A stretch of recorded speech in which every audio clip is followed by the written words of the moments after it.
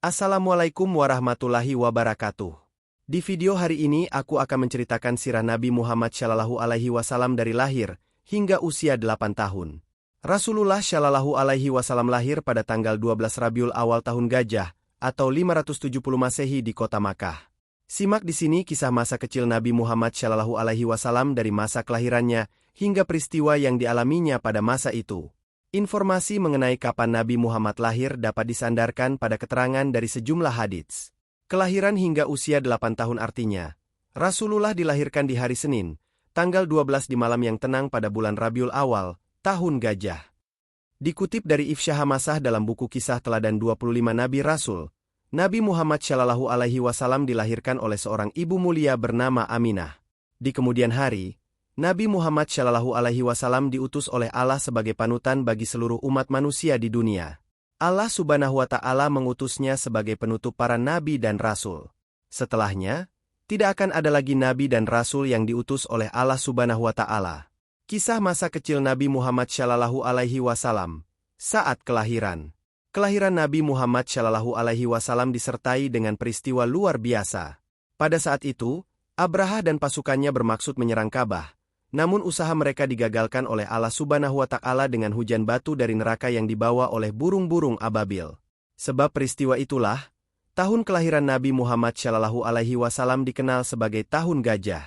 Nabi Muhammad SAW dilahirkan dalam keadaan yatim. Ayahnya, Abdullah, meninggal sebelum kelahirannya. Setelah lahir, Nabi Muhammad SAW kecil diasuh oleh Halimah As-Sa'diyah, seperti yang biasa dilakukan oleh bangsa Arab pada waktu itu. Halimah mengasuh dan menyusui Nabi Muhammad SAW untuk sementara waktu, agar anak dapat berbicara bahasa yang asli, bahasa Arab kaum Badui sejati, bahasa yang belum rusak karena belum dipengaruhi bahasa asing. Dengan demikian, anak dapat bertutur kata dengan bahasa Arab yang baik dan dialek Arab yang asli serta fasih. Tulis Munawar Halil dalam kelengkapan tarikh Nabi Muhammad. Masa kecil Nabi Muhammad SAW dihabiskan di perkampungan Bani Sa'id yang dikenal sebagai daerah yang kering dan gersang. Namun, setelah Nabi Muhammad SAW diasuh oleh Halimah, keadaan perkampungan tersebut berubah menjadi subur. Kambing-kambing menghasilkan banyak susu, sehingga penduduk lain di perkampungan pun berkata, "Gembalakanlah kambing-kambing kalian di ladang milik Halimah As-Sa'diyah." Kisah masa kecil Nabi Muhammad SAW saat dadanya dibelah. Menurut Sirah Nabawiyah oleh Syekh Syafiur Rahman Al-Mubarakpuri, saat itu, sebenarnya Nabi Muhammad SAW sudah seharusnya dipulangkan kembali ke keluarganya karena masa menyusuinya telah berakhir. Namun, Halimah mengajukan permohonan kepada ibu Nabi Muhammad SAW, Aminah, agar dia diizinkan untuk terus merawat Nabi Muhammad SAW lebih lama. Halimah merasa bahwa keluarganya mendapatkan berkah sejak Nabi Muhammad SAW tinggal bersama mereka, dan permohonannya disetujui oleh Aminah. Suatu hari, peristiwa besar terjadi. Nabi Muhammad SAW kecil sedang bermain dan menggembala kambing dengan anak-anak Halimah di dekat rumahnya.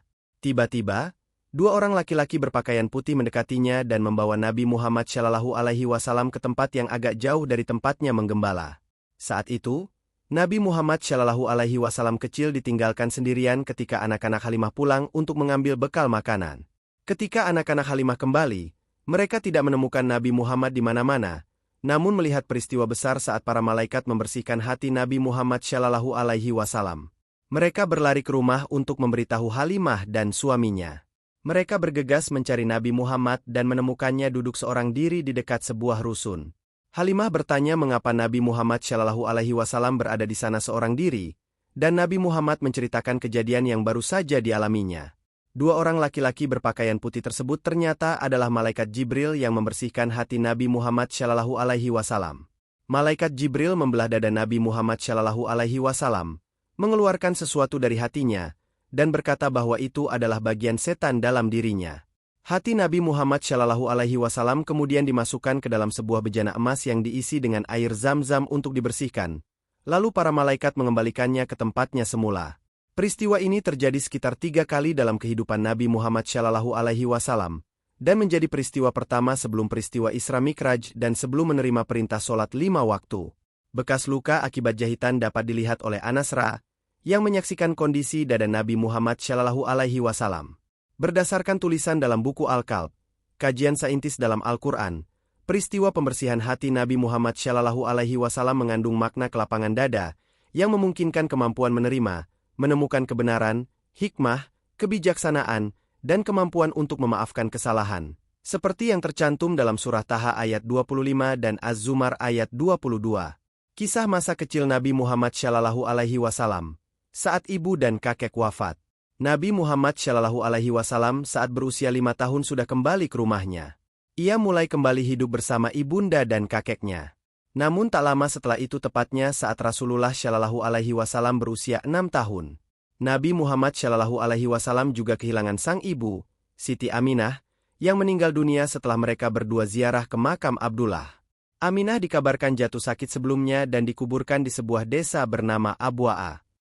Alhasil, Nabi Muhammad Shallallahu Alaihi Wasallam kembali ke Makkah bersama Ummu Aiman, sosok pelayan di keluarganya yang kemudian dianggap sebagai saudara sendiri oleh orang tua Nabi Muhammad Shallallahu Alaihi Wasallam. Sepeninggal ibunya, Nabi Muhammad Shallallahu Alaihi Wasallam diasuh oleh Abdul Muthalib, kakeknya. Sang kakek dikisahkan memiliki tempat spesial karena Nabi Muhammad Shallallahu Alaihi Wasallam menghabiskan masa kecil bersamanya. Demikianlah, seorang Nabi Muhammad Shallallahu Alaihi Wasallam yang masih berusia 6 tahun sudah harus menjadi seorang anak yatim piatu tanpa kedua orang tuanya. Hal ini membuat Nabi Muhammad dirawat sepenuhnya oleh Abdul Muthalib yang sangat menyayanginya. Nabi Muhammad Shallallahu Alaihi Wasallam kecil hidup bahagia dalam asuhan Abdul Muthalib dan Ummu Aiman. Namun, seakan kebahagiaan tidak berlangsung lama. 2 tahun kemudian, beliau yang masih berusia 8 tahun itu kehilangan seseorang yang istimewa baginya, yakni sang kakek, Abdul Muthalib. Pengasuhan Nabi Muhammad Shallallahu Alaihi Wasallam kemudian diserahkan kepada pamannya yang bernama Abu Talib. Disebutkan dalam sejumlah sirah bahwa Abdul Muthalib mewasiatkan hal tersebut kepada Abu Talib, mengingat Abdullah dan Abu Talib adalah saudara seibu. Saat bersama pamannya inilah, seorang pemuka agama mengenali Nabi Muhammad Shallallahu Alaihi Wasallam sebagai utusan Allah Subhanahu wa Ta'ala dan membawa Islam pada seluruh masyarakat dunia. Hanya itu dari saya. Terima kasih sudah sampai selesai menonton. Wassalamualaikum warahmatullahi wabarakatuh.